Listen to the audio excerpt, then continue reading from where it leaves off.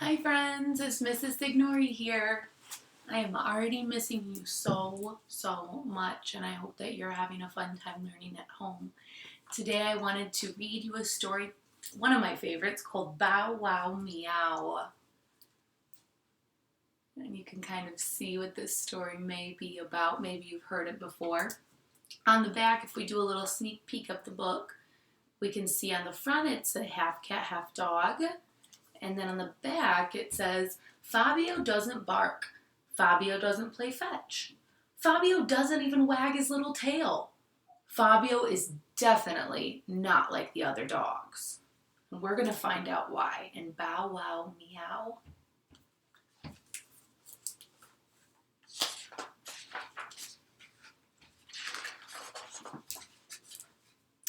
This is the story of Fabio.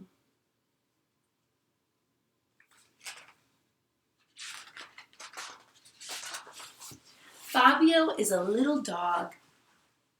Here's his ear, it's soft.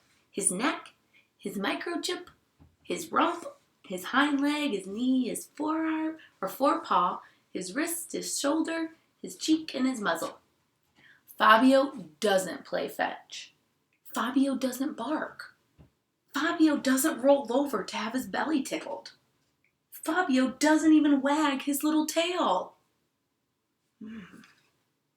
That seems very different than what most dogs do. Fabio doesn't stick his tongue out and pant when he's worn out. Because Fabio doesn't run after sticks. And he doesn't chase balls either. You can see that picture, it's kind of silly. Fabio doesn't do anything that other dogs do. So look, he's kind of surprised that dog is trying to sniff him. But Fabio's family still barks at him. They still toss sticks for him. They tickle his belly, they roll around on the floor to play with him, and they still try throwing balls for him to chase.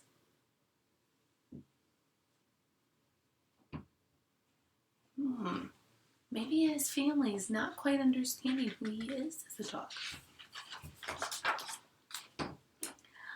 Bow wow! Shouts the little boy Max. Bow wow! Max tries again. But Fabio just stares back silently, looking rather puzzled. Give me your best puzzled face. He's like, what is this kid trying to do?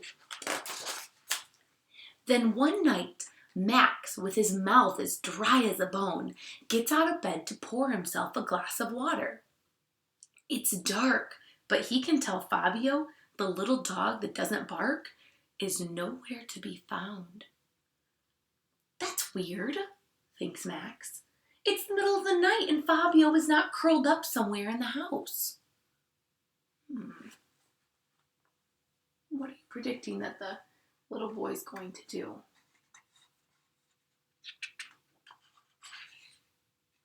I think he might try to go look for him. And night after night, it's always the same. Every time Max hops out of bed, Fabio has performed a vanishing act. You can see the little boy looking for him in their house. Gone, as if by magic.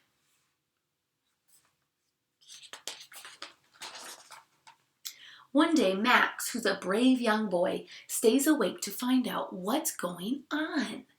So we can see him walking the streets, figuring out what's going on. That's when he realizes that Fabio, the little dog who doesn't wag his little tail, sneaks out of the house at night. Oh my goodness, and you can see him running. Running somewhere, we're not sure where yet. Max discovers that his little dog goes out every night to meet up with a bunch of cats. Cats that definitely do things that other cats do. And this is my favorite picture in the whole book because we're seeing all of these different things over here that cats do. There's one eating a fish, one snooping through the garbage, one dancing, probably moving, some licking their paws, some cats playing cards, and you can see that one cat here is cheating. So maybe that says something about kind of what cats act like sometimes. Cat eating a fish, cat throwing up a hairball, and he's like, no, get it away from me. And here comes in Fabio. It's almost like he's like, here's my gang, here's my people. Fabio, the special little dog, sharpens his claws, climbs up drain pipes, chases mice. And are these all things that dogs do? No, these are things that cats do. Fabio gets tangled up in balls of yarn. He jumps from rooftops and he climbs up trees. Oh my goodness. Fabio even bow wow meows something like a howl crossed with a meow. And you can try to do that at home, kind of like a bow wow meow. Every night he meets up with his kitty pals to do what all cats of the world do. Whatever they please. And that's a pretty funny line. It says, what all cats of the world do, whatever they please. Because cats are known for doing whatever they want to do. From his hiding place, Max keeps a keen eye on his dog. Fabio looks so happy. Oh, he does look really happy. After a while, Max walks home slowly, treading softly, lost in thought. I wonder what Max is trying to think of right now. After seeing all of that new information about his dog. The next morning, everything is the same as usual. Mom greets Fabio with a couple loud bow wows. Dad, in turn, says, "Good morning," with his absolute best impression of a dog. Nothing works. Nothing seems to grab poor little Fabio's attention.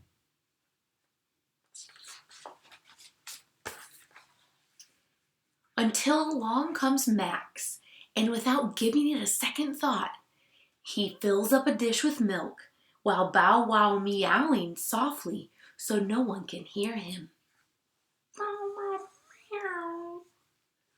All of a sudden, Fabio leaps up to his feet and looks up at Max with eyes as wide as dinner plates. Fabio starts to purr and rubs his head against Max's legs, just like a cat would do.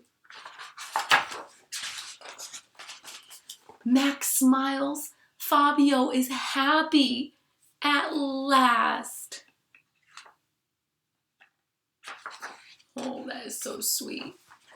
So friends, I'm wondering if this story reminded you of another story that we've read before in class. I was kind of thinking of the story about Gaston, and that was a story where Gaston and his sister, well, not his sister, but the other dog, the girl dog, were switched, and then they were raised by two different families. Like, I'm kind of wondering, before they got Fabio, was Fabio raised by a cat family? How did he learn all of these things, or how did he like to do all these things that cats normally do? So that's kind of what I'm thinking right now. But this story may remind you of a different story, okay? And that's great. What I want you to do, if you can add a video in response to this video and say what book this reminded you of, okay? Have a great day, friends. I miss you so much. I'll talk to you tomorrow.